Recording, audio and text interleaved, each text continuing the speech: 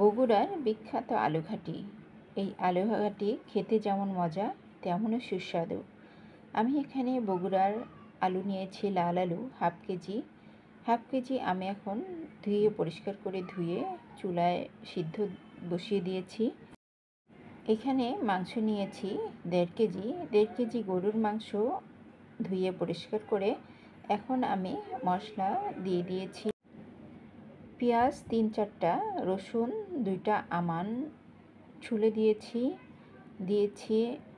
আদা বাটা 2 টেবিল চামচ, কারেন্ট মরিচ, এটা লাল মরিচ খুবই ঝাল, এটা দিয়েছি 1 টেবিল চামচ, রসুন বাটা দিয়েছি 2 টেবিল চামচ, দারুচিনি, এলাচ আর কালো এলাচ দিয়েছি আর স্বাদ মতো লবণ দিয়ে আমি এখন মাংসগুলো মাখিয়ে কিছুক্ষণ রেখে দেব।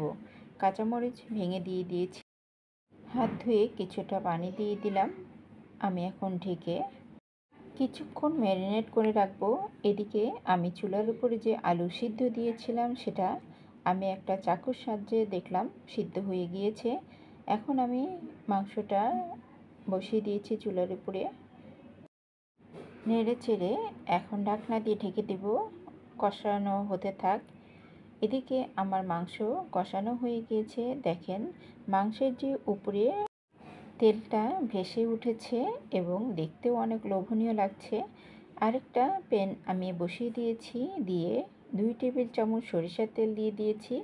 আপনি সাদা তেল দিয়েও রান্না করতে পারেন, যার যেমন ইচ্ছা। আমি এখানে সরিষার তেল ইউজ করেছি। দিয়েছি মাংসে যা যা মশলা লাগে সেটা সব কিছু দিয়েছি, দারুচিনি, এলাচ, বড় কালো এলাচ, তেজপাতা, আদা বাটা 1 চামচ, মরিচ গুঁড়া 1 চামচ, লবণ স্বাদ মতো, লবণ অল্পই দিয়েছি। মাংসের মধ্যে যেহেতু লবণ দিয়ে আমি কষিয়েছি সেই কারণে আমি এখানে লবণ অল্প ইউজ করেছি। এখন আমি আলু যে সিদ্ধটা ছুলে চটকে রেখেছিলাম সেই আলু এখন দিয়ে কষিয়ে নেব। খুব ভালোভাবে কষাতে হবে যেন আলু আঠালো ভাব চলে আসে।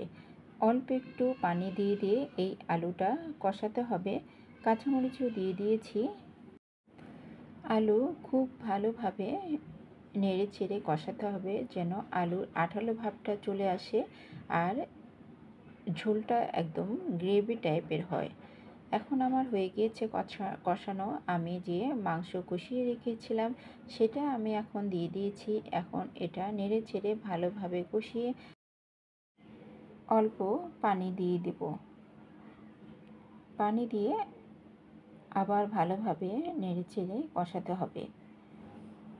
এখন বলক আসা পর্যন্ত আমি ঢেকে দেব। বলক চলে আসছে, আমি কয়েকটা কাঁচামরিচ দিয়ে দিলাম ফ্লেভারের জন্য, আর দিয়ে দিয়েছি ভাজা জিরা। জিরা দিলে ফ্লেভারটা খুবই ভালো আসে এবং খেতেও অনেক মজা হয়। হয়ে গেছে আমার বগুড়ার বিখ্যাত আলুঘাটি। এখন আমি সার্ভিং ডিশে বেড়ে দিব। আলুঘাটির ঘনত্বটা ঠিক এরকম গ্রেভি টাইপের হবে, বেশি পাতলাও না আবার বেশি ঘনও না, দেখতে অনেক লোভনীয় লাগছে। রেসিপিটি যদি ভালো লেগে থাকে তাহলে লাইক ও কমেন্ট করে ফলো দিয়ে পাশে থাকবেন। আমি খেতে খেতে চলে যাচ্ছি। খুবই মজা হয়েছে, খুবই টেস্টি বগুড়ার বিখ্যাত আলুঘাটি। আজ এ পর্যন্তই। আল্লাহ হাফেজ। আসসালামু আলাইকুম।